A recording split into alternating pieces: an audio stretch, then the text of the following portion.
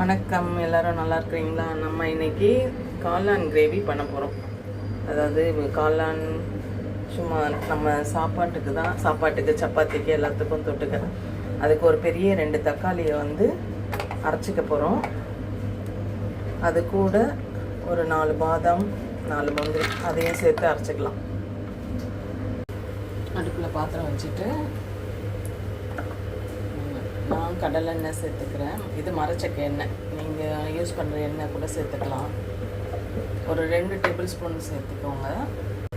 எண்ணெய் சூடானதும் கொஞ்சமாக சீரகம், பொடியாக கட் பண்ண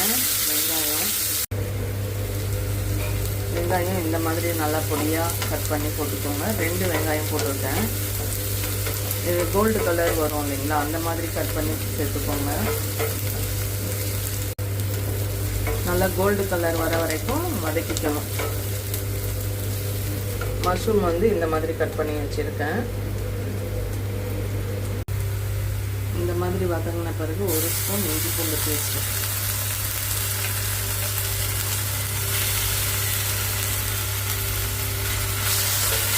அதையும் சேர்த்து வதக்கிக்கோங்க. எல்லாம் வதங்கினதுக்கப்புறம் வதங்கிடுச்சு. இப்போ நம்ம மசாலா சேர்த்துக்கலாம். இதில் என்னென்ன மசாலா இருக்குன்னா, காஞ்ச மிளகாத்தூள், தனி மிளகாத்தூள், அது கூட நான் காஷ்மீரி மிளகாவும் போட்டு அரைச்சிருக்கேன். அதனால கலர் வரும், காரம் கம்மியாக தான் இருக்கும். உங்களுக்கு எவ்வளோ காரமோ அதை சேர்த்துக்கோங்க. ப்ளஸ் ஒரு தனியாத்தூள், மட்டன் மசாலா, மஞ்சத்தூள், சீரகத்தூள் இதெல்லாம் சேர்த்துருக்கேன். இது சேர்த்துட்டு சூமை சேர்த்துக்கலாம். ஒரு குடமிளகாய் கட் பண்ணி வச்சுருக்கேன், கொஞ்சம் பெரிய பெரிய சைஸில், அதையும் சேர்த்துக்கலாம். இதுக்கு தேவையான அளவு உப்பும் சேர்த்துட்டு நல்லா கலருங்க. இதுக்கு தண்ணி போட வேண்டாம். நம்ம தக்காளி வர அரைச்சி வச்சுருக்கோம். இந்த மஷ்ரூமும் தண்ணி விடும், சரிங்களா? தண்ணி விட வேண்டாம். நம்ம அரைச்சி வச்ச தக்காளி, பாதாம் அந்த விழுதை சேர்த்துக்கலாம். இதை அப்படியே கலந்து விட்டுட்டு ஒரு மூடி போட்டு மூடி விட்டுடலாம்.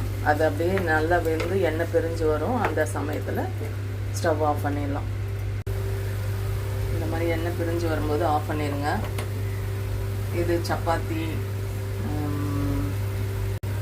இட்லி, தோசை, சாப்பாடு எல்லாத்துக்குமே சைட் டிஷ்ஷாக யூஸ் பண்ணிக்கலாம். ரொம்ப டேஸ்ட்டாக இருக்கும். ட்ரை பண்ணி பாருங்கள். இந்த வீடியோ பிடிச்சிருந்தால் லைக் பண்ணுங்கள், ஷேர் பண்ணுங்கள், கமெண்ட் பண்ணுங்கள். மறக்காமல் சப்ஸ்கிரைப் பண்ணிக்கோங்க.